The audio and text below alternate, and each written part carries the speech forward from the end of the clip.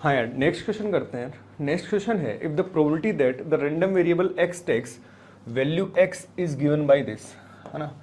तो ये वाली वैल्यू है जहाँ पे x इक्वल टू 0 1 2 3 4 है, और हमें इस चीज़ की प्रोबेबिलिटी चाहिए कि probability when x is greater than equal to 3।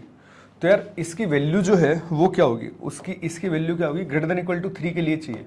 तो मैं क्या करता हूँ, टोटल में से x इक्वल टू 0 वाली घटा दूँ, x इक्वल टू 1 वाली घटा दूँ, और x इक्वल टू 2 वाली घटा दूँ, तो आंसर यही आएगा। सही है। तो मैं x इक्वल टू 0 1 और 2 डालूंगा तो यहाँ पे k आएगा, 0 डालूंगा तो भी k आएगा, 1 और 2 डालूंगा तब भी k आएगा। मतलब हमें इस k की वैल्यू पहले कैलकुलेट करनी पड़ेगी। तो k की वैल्यू कैलकुलेट करने के लिए हमें पता है कि सिग्मा जो px है, जितने भी रैंडम वेरिएबल हैं सबकी जो वैल्यू यदि मैं ऐड करूँ तो 1 होती है। सही है। तो x की जितनी भी पॉसिबल वैल्यू हैं सबको यदि मैं सबके कॉरस्पॉन्डिंग प्रोबेबिलिटी को ऐड करूंगा तो 1 होगी। तो मैं x की जगह 0 रखता हूँ। तो यार x की जगह यदि मैंने 0 रखा तो ये कितना आ गया, k, है ना। 0 रखा तो ये 1 हो गया और ये 1 हो गया। यदि मैं 1 रखूंगा तो ये कितना हो जाएगा, 2/3 इंटू के हो जाएगा। ये हो गया 2/3 इंटू के, 1 रखा तो। फिर 2 रखूंगा तो 2 रखोगे तो ये कितना हो जाएगा, 2 रखा तो ये कितना हो गया, 2 + 1 3/3 स्क्वायर। सही है, इंटू के, प्लस 3 रखा तो 4/3 क्यूब इंटू के।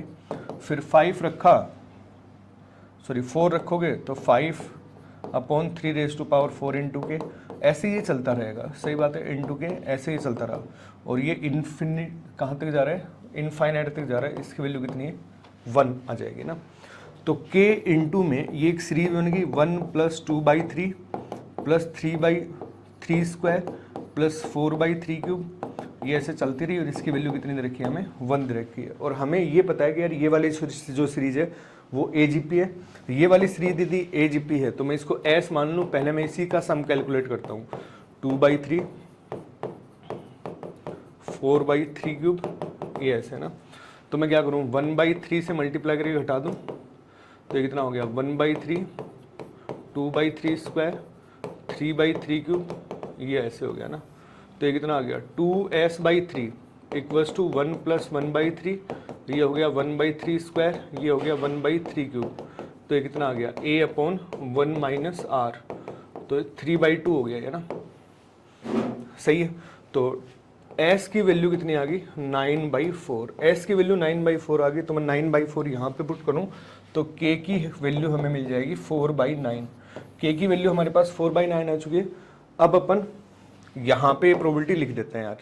तो देखो ये जो रिक्वायर्ड जो प्रोबेबिलिटी है, ये मैंने क्या बोला, 1 - x = 0 पुट करेंगे तो k वैल्यू आएगी, k की वैल्यू होगी 4/9 माइनस x = यदि 1 पुट किया तो 2/3 इंटू के का आएगा, तो 2/3 इंटू के माइनस x = 2 पुट करेंगे तो ये 3/9 इंटू के, तो ऐसा हो जाएगा।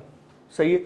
तो ये कितना आ जाएगा यार, 1 माइनस, मैं इसको ऐसे लिख दूँ 36/81 माइनस ये कितना हो गया, 8 × 24, तो 24/81 प्लस का हो जाएगा।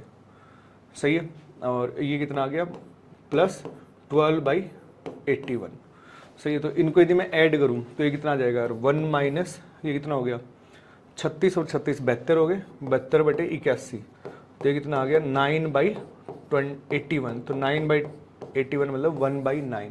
तो 1/9 मतलब जो सेकंड ऑप्शन है यार वो अपना यहाँ पे करेक्ट आंसर आ जाएगा।